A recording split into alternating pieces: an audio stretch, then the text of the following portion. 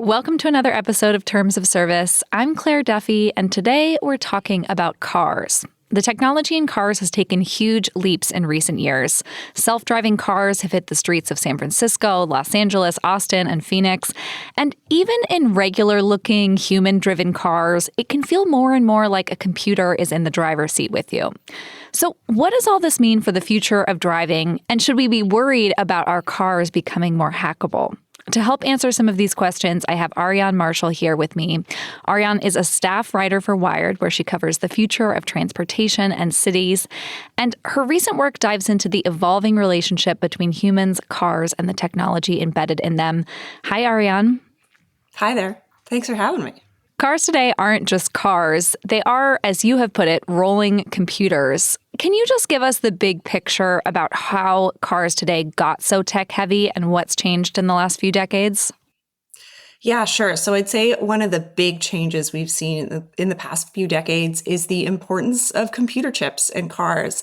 Even in today, if you look at especially electric vehicles, which tend to be much more kind of software forward, technologically advanced versus some of the kind of more simple gas powered cars, you're going to see in the electric vehicles, the newer, more sophisticated cars, up to 1,500 computer chips inside those cars, sometimes even more.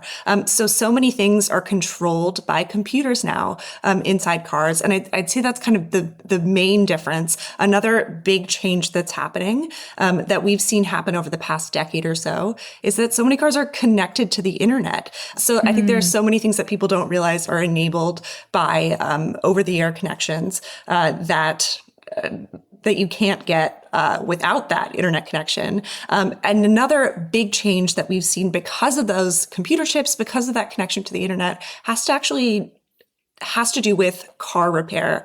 So many recalls today can be corrected via over-the-air updates. So basically, like your car downloads a patch, just like your phone does. And that means that automakers can push out fixes much more easily. There are so many things that you do need to take your car in to be serviced at an actual auto shop. But there's so much that's enabled by those internet connections and by those computer chips. What is one thing that you think most drivers have no idea that modern cars are doing behind the scenes? I think people don't realize how many sensors are on their vehicles and how important those sensors are to the way their cars work. The most sophisticated cars right now, even if they're not these, totally self-driving cars that are operated by tech companies, they still come stacked with cameras. They have a ton of cameras on them. They have radar abilities that can kind of sense where their vehicles are and make sure they don't smack into hard things, for example. And the other thing I think people don't realize is how important it is to maintain those sensors. Some issues that we've seen come up with these more modern cars is that when you do take your car into an auto body shop, for example, for a repair, in the past, you're used to this idea of these guys covered in grease with wrenches who open up your car and tinker with the insides. Right now, it's really kind of more of a computer science job. And if those sensors aren't correctly calibrated by someone who knows what they're doing,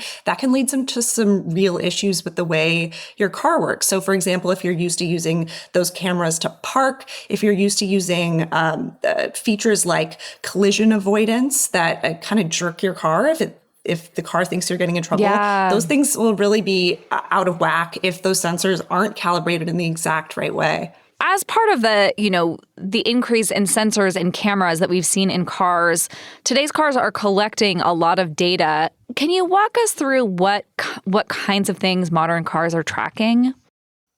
Yeah, so many things. And I think some people are not aware of this as well. So just like your phone, because your car is connected to the internet, or your new car, I should say, is connected to the internet, it is collecting lots of things about you. And these things include how your car is operating inside.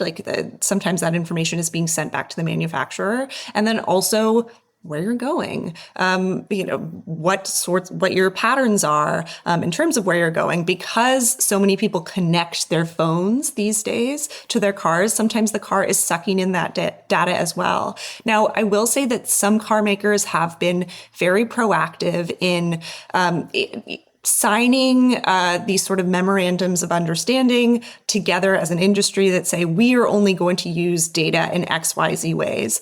But there have been some sort of slightly creepy things that have gone on. For example, it turned out that General Motors recently was collecting a lot of information about its drivers that drivers said they weren't correctly informed about. So I think in general, people don't realize exactly how much information modern cars know about you. And what is the value for the car makers in gathering all that information, whether it's, how you're driving or where you're driving to? Why for them collect all that data? Yeah, so car makers are really enthusiastic about collecting all this data because they think it's one of the ways that they can continue to make money into the future. Automaking itself is a very low margin business.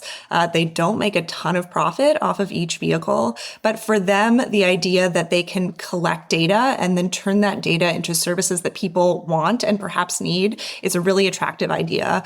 So that's why, for example, you're seeing a lot of talk in the past few years about car subscription services. So in some cars, for example, you can buy a kind of additional security service for X amount of dollars per month. You can have access to kind of specialized on-demand roadside assistance.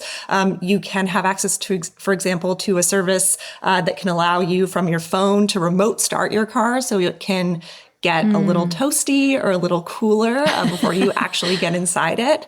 And for automakers, the data that they collect really teaches them about how people use their cars and then perhaps how they can create services that will make them more money in the future. Interesting. And are we seeing automakers share that data with any other third parties?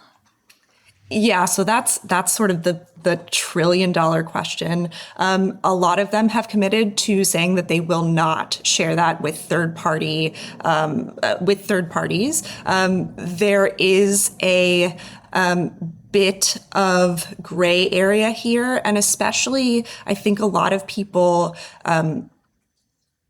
There are a number of new services now that are kind of insurance-based, so not necessarily the automakers, but your insurance company. They'll say, hey, we'll charge you less money if you allow us to track you and learn more about you. And for a lot of people, that makes a lot of sense. They say, hey, I'm a great driver. I'm okay with my insurance company knowing that. But once you do opt into that, you are allowing another entity to have access to how you're driving and to even kind of the internal guts of your car.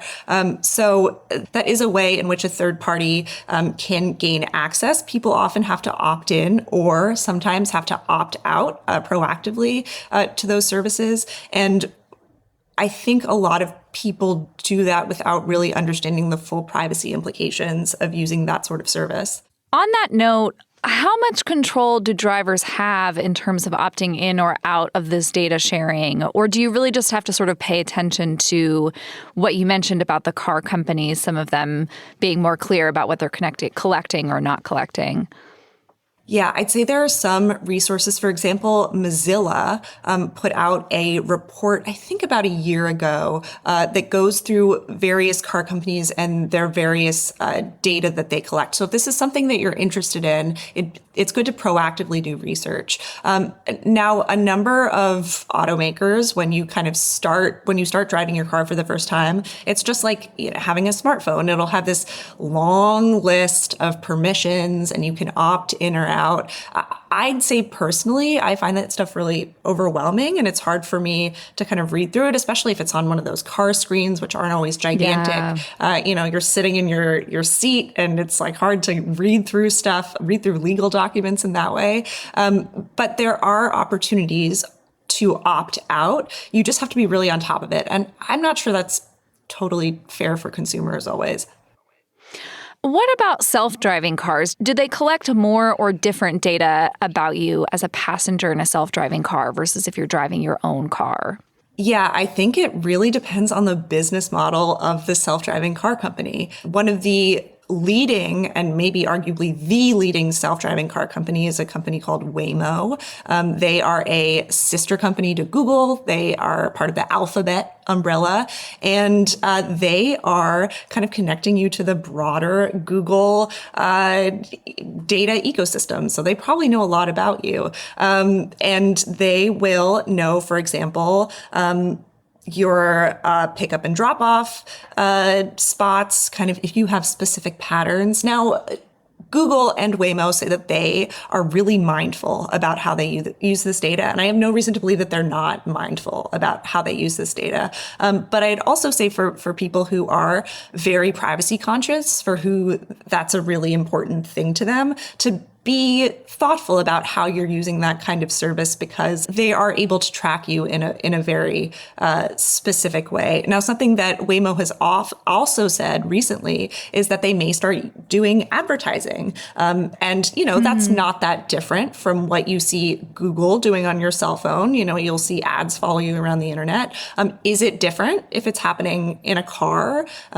Maybe not. But I think it's something that people should be thinking about before they use those services. It does sort of sound like what we've seen in taxis for a long time, like the little screen in the taxi that shows you ads. But it is interesting that it's sort of centralized within one company. We touched on this, but we're also seeing driverless cars hit the streets in a number of major cities. You can already order a Waymo via Uber in Austin. How has the rollout of self-driving cars gone so far? I'd say so far it has been a little mixed. When it comes to self-driving cars, no news is good news.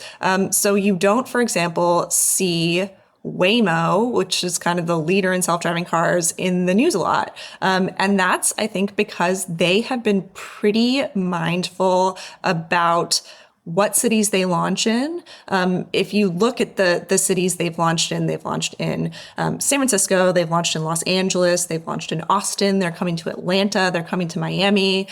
These are mostly places without crazy weather. So self-driving car sensors don't always do well in rain or snow. I think that's something they're still figuring out. And then the other thing they do when they go into these cities is they are pretty proactive about reaching out to community groups, local politicians, making sure that they're not just kind of like showing up and saying, hey, here are self-driving cars. Hope you love them. Good luck. Good luck. Yeah, exactly. There have been some companies that have kind of taken slightly different approaches, and I think have not necessarily turned out well. So the big example is there was a company called Cruise that was acquired by General Motors, and they operated in Phoenix and San Francisco and Austin for, depending on the city, somewhere between like a year and several years. This company had some trouble. Waymo has had this as well, but I think they had kind of more publicized instances of their cars just kind of freezing in the street. So people would get really frustrated because they'd be behind a self-driving car and then suddenly it'd stop and there's no driver to, say, hey, move it, buddy. Keep it going. Exactly, yeah. Now I talk about this company in the past tense because they don't really exist anymore. And that's because there was this incident in October of 2023 where there was a Cruise driving on Market Street in San Francisco, and a car next to it, a human-driven car, hit a pedestrian and threw that pedestrian in the path of the Cruise, and then it hit the Cruise. Not the Cruise's fault, arguably, that this car threw a pedestrian in front of the Cruise. Now, the thing that came out about a month later and really got Cruise in trouble is that it turned out that car was programmed to, when it got in an accident, pull to the side of the road to get out of the way. This makes sense if you hear it, but this is why self-driving cars are so hard, because there's so many weird things that happened on the road. When this car pulled to the side of the road, it actually caught the pedestrian under it and dragged this person 20 feet God. And really injured them terribly. And for reasons I think that are still a bit disputed whether Cruise really understood what happened or tried to hide it. They didn't tell regulators. They didn't tell regulators in California about this dragging incident, and they didn't tell federal regulators either. And as part of the fallout, Cruise basically stopped operating self-driving cars. Their permit to operate in the state of California was pulled, and they decided to stop everywhere. And about a year later, the General Motors announced that it was basically shutting down Cruise. So that's an example of a self-driving car company really not doing its job well and really suffering consequences. And of course, there's a human cost there because this person who is, we believe, still alive. We haven't been able to talk to them, but was injured and in the hospital for a long time. That's the kind of scary stuff that can happen on our roads when things go wrong. Yeah, like really the worst case scenario. Are there other safety risks or even convenience risks if you ride in one of these? I know we've seen some of the sort of silly videos where the self-driving cars get caught in a parking lot going in a circle or something. And when I rode in a Waymo for the first time, I'm like, am I going to get stuck in this thing? Is it going to let me out? What are the, obviously that accident is kind of the worst case scenario, but are there other risks here in terms of these things just not acting the way that they're supposed to? I'd say in terms of the hard data for people who really want to like calculate their risks, like they're that kind of nerd, which I empathize with. There's just not enough information to really know at this point if self-driving cars are safer or less safe than human-driven cars. And that's just because we have so many miles of human-driven car data and just not enough for self-driving cars to make that kind of conclusion. Just speaking from personal experience, I always recommend that people, if they're able to take a self-driving car ride, that they do it. You get in, you're kind of like, oh God, this is crazy. This is terrifying. What is going on? And then, you get an email and you're looking at your phone and maybe you then go to Instagram or maybe you start reading something in the newspaper. And it starts to feel very normal. And you start to, just kind of like ignore the fact that there's no one driving your car because it feels like you're just in a car. So I'd say in general, there's not a huge reason for people to be really scared of these things in terms of the explicit safety risks. Now, of course, they do get into trouble on the road sometimes. I always say that I think driving is kind of one of the craziest things we do because it's one of the riskiest things that people do every day, whether they're in a robot or they're driving a car themselves. So I'm not sure there's like a huge extra risks when we're in a self-driving car. I will say that self-driving cars make weird choices sometimes because they're computers and not humans. So for example, one interesting example I saw recently is a self-driving car was behind a truck and the truck had trees in it, like they were going to be planted somewhere. And it saw trees and it thought, but the trees were moving on the truck. So like truck plus trees. It's like now I'm in the wrong place. Yeah, exactly. It was, what's going on? So it kind of like kept stop-starting. I'm sure the people in back were like, oh God, what is this car doing? Like it sort of was driving in erratic ways. And those are the kind of, they call them edge cases in the self-driving world. Those are the kind of edge cases that are really confusing to robots. But again, it doesn't feel unsafe usually. And I say if you have an opportunity to take a ride, you should go for it because it's really interesting. Now that cars are becoming so computerized, how hackable are cars? Like we've seen some of these, talk about edge cases at a hacking event earlier this year. We saw Tesla Chargers were able to be hacked. How big of a threat are we actually looking at for sort of everyday people? Yeah, I think this is one of the big open questions for, not only self-driving cars, but all cars, because all new cars are connected to the internet now. We have not seen a major incident in which cars were hacked into in a public way, and that's led to, something horrible happening on the road. And I think that's notable. We have seen kind of one-off cases of white hat hackers, so like good guy hackers who have been able to hack Subarus and operate them remotely, hack Teslas and operate them remotely. So we know it is possible. The US government last year announced that vehicles with Chinese software built into them would no longer be able to operate in the US starting actually this year. So this kicked in this year. And the reason they said that we needed that kind of rule is because they said that Chinese software was an national security threat, because they argued that there was a risk that foreign actors could hack into US cars through some kind of backdoor and cause, mayhem or just trouble on US roads. So clearly the government has thought in the past that this is an issue. Now, I will say that some people have said that that's kind of a pretext to keep Chinese software out of the US, that they were just kind of looking for a way to do that for reasons that have to do with more economic issues. But it's something that the government says has kind of come up. So I definitely don't think it's impossible. And presumably the companies are building in some kind of protections against hacking, given the fact that we haven't seen this happen on a big scale, right? Oh, yeah, absolutely. The automakers have cybersecurity teams for sure that work on this stuff. But, everyone is fallible. We've seen some of the biggest and most capable software companies in the world have issues. So it's definitely, people make mistakes. This is part of every technology that exists. And what about theft? We've seen this shift from physical keys to the use of key fobs, or you have the push to start. Obviously, there's maybe some convenience that happens there. I remember my first car in high school, the key would literally fall out of the ignition while I was driving. But are there risks when things become more high tech too?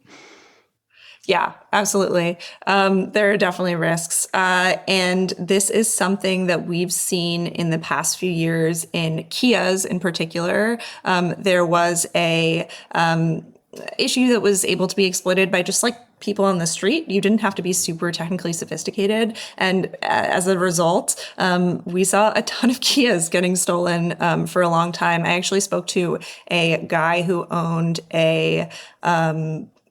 essentially a junkyard in Oakland, California, who, would looked out at his junkyard and was it was just Kias as far as the eye could see, because it was mostly teenagers who would steal Kias and take them on joyrides. So yes, I think anytime you put more technology in anything, whether it's a car or a refrigerator or anything you can think of, that increases the kind of the number of attacks that can happen. And it is a real trade-off. It's very convenient.